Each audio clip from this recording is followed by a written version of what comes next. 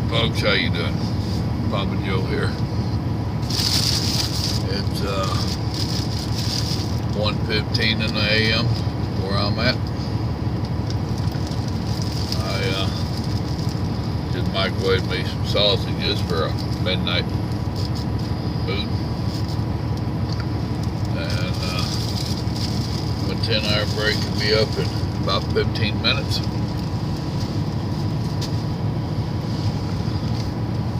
Trying to get home for the Christmas. Got it delivered tomorrow. About 275 miles away in the morning. So I got a little trucking to do tonight. I hate trucking overnight anymore. Nights used to be my favorite time to truck. Back in those days we ran the CB, we had some camaraderie going on. Fall in with, turn out to be one guy and end up with a dozen. It was fun back then, back in the day. Nowadays people ain't, if they are on the CB, they're mean, crude, and rude. I don't even run one. I don't even have one in the truck now. For what it's worth, I just ain't into it anymore. Well, they started all the cussing and race fights, all the nonsense. I just lost total interest in it. Don't mind me, I'm doing a little bit of other stuff on Tonk P, getting ready to roll.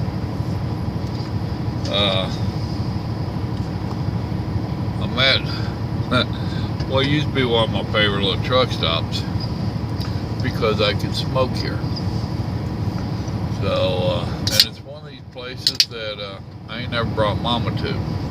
I thought I had, but it turned out I had not. I damn sure spent a lot of time here.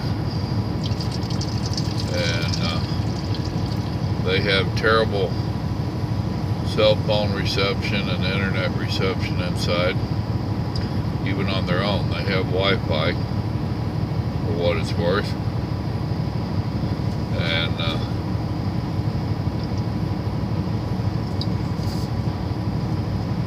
coffee in a can. Get you some. But I used to make it a point to stop here when I was running Canada because I could smoke. One of the few places left where you can smoke in the restaurant, and the whole damn truck stop. Driver's lounge, store. I loved it. Much as I smoke, I was a heavy smoker. And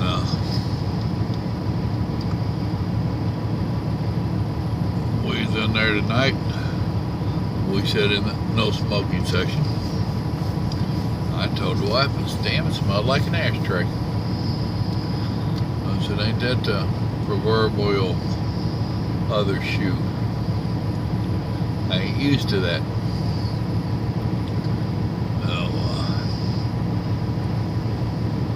Also, when I was standing around in the store there, waiting on Mama to come out of the little girl's room, a couple of these hands in there got talking about Trump. And they was half-assed trying to badmouth him, but they wasn't sure how, to be honest with you. They wasn't sure what they was talking about, to be honest with you, and that was quite obvious. And I'm trying to stay out of it because I know me. And when you go talking smack like that, and it wasn't necessarily bad, it was just uneducated. You know, what I call they were talking to hear themselves talk. And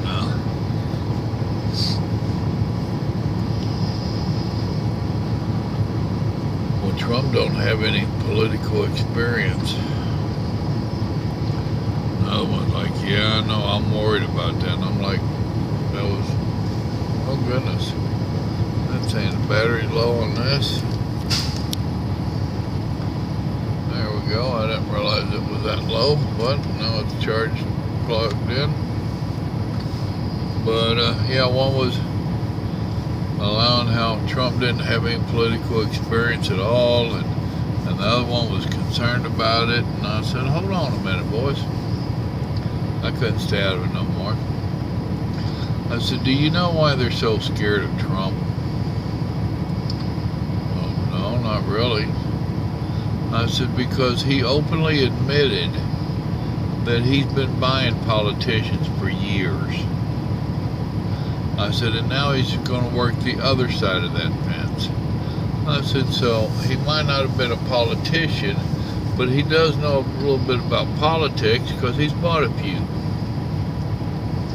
They had to think about that for a minute. Another guy where I loaded today, up in Nebraska, they're closing their plant. He said it's a couple years down the road still, but they're taking away their products, and their main thing right now is Quaker Oats. And his reference was that he hoped Trump didn't do anything to screw up his retirement. Huh. Hillary was the thief.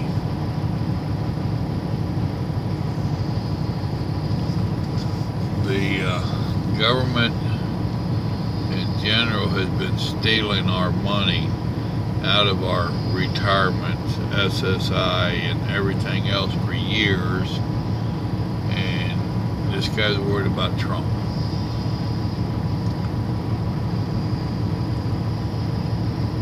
You know, folks, there's a reason Trump made it in. It's because people are tired of the political bull. They're tired of the same old, same old. I'm tired of it. You can't even tell the Republican and Democrat Party apart anymore. The midterm election, the Republican Party was given everything they wanted except the presidency because it wasn't up for vote. They didn't do a damn thing to fight Obama or the Democratic machine. They just kept kneeling down to him. The Democratic Party at the beginning of Obama, they had control of everything and they tore us up. They could have done a lot worse. They're in bed together, folks. You ain't figured that out yet. It has now become us against them. Seriously. Them being the government professional politicians. If we hadn't stepped in and did something like a Trump type person, within the next 4 to 8 years, we would have been servants. I guarantee you.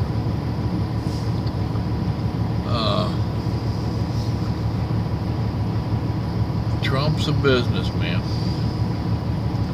He's surrounding himself with businessmen or business people. He's taken people, from what I've seen, that have had criticisms of departments and said, here, make it better. Well, that sounds pretty good to me. I mean, that'd be about like my boss saying, all right, you don't like dispatch? Here, go on dispatch. Fix it. You think you know a better way to do it? Do it. Have we not said basically the same thing to our kids before? Well, that's what he's doing. I'm holding out a lot of hope. I really am. And I think it's founded hope. Some of the stuff I hear sounds like unnecessary worry. But what worries them don't necessarily worry me, and what worries me don't necessarily worry them. It is what it is.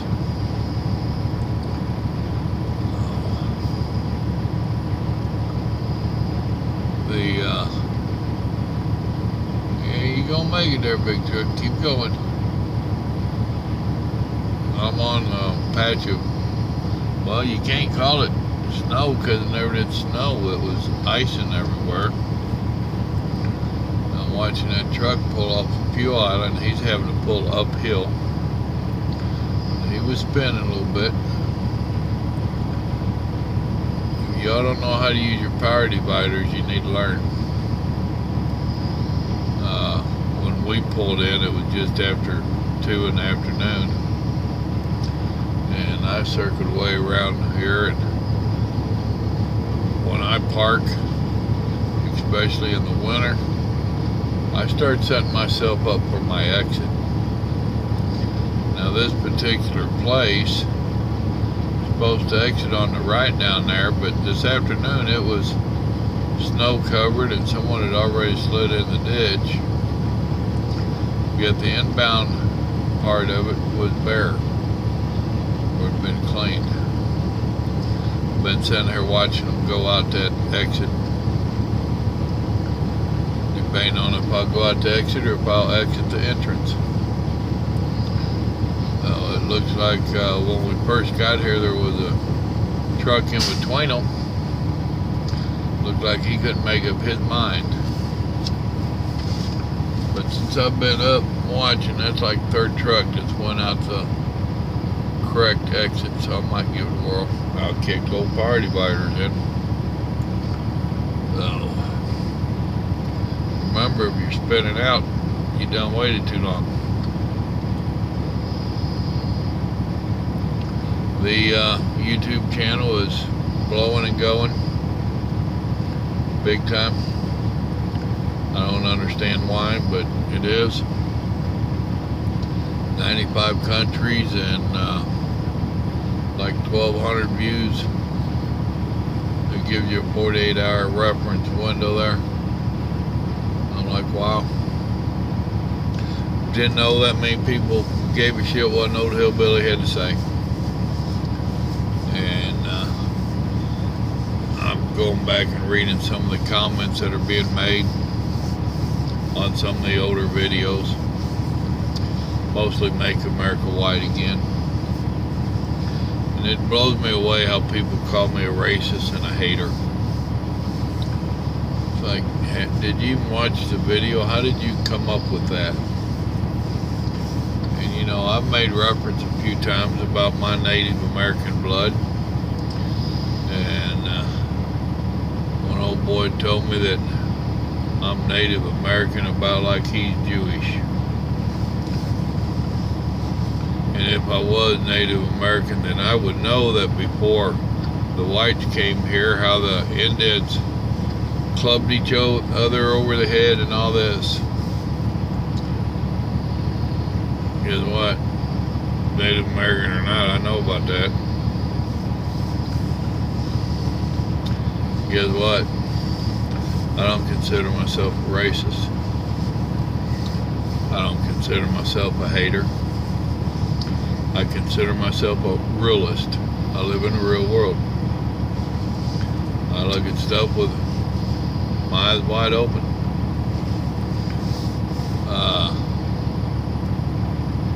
I can see where in today's world that if I'm not meeting your agenda, if I'm not saying stuff that is tickling your ears, as the good book says,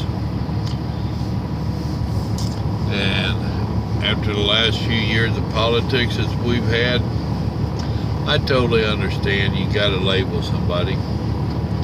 You know, you put what labels you want on me, but bottom line is, I'm a patriotic American. I stand for our country. That's old jarhead hillbilly in me. And I don't care what side of the fence you're on, how your pendulum swings or nothing else. I'm a firm believer in your right for your thoughts, your freedoms, your beliefs, as long as they're not hurting someone else. There, we've got to draw the line. But I don't care what your beliefs in God are. Those are your beliefs, and you have a right to them. I don't care what your sexual preference is. Those are yours, and you have a right to them. Even if I think they're wrong, you have your right to them. Those are yours. So, with that being said, I'm going on my 10 hours there. I keep looking over here watching my computer clock. Computerized trucking. And no, I still don't like it. But I'm getting ready to release a break. I'm sure I'll talk to you before I get home. Y'all remember, God loves you. So do I. Be safe out there this winter in these bad roads. And if I don't talk to you or you don't get to come back, have a Merry Christmas. Remember, Jesus is the reason for the season. And keep him not only in your holiday season, but in your life. Y'all have a good night or a good day. Whenever you're watching this, enjoy the rest of whatever you got left.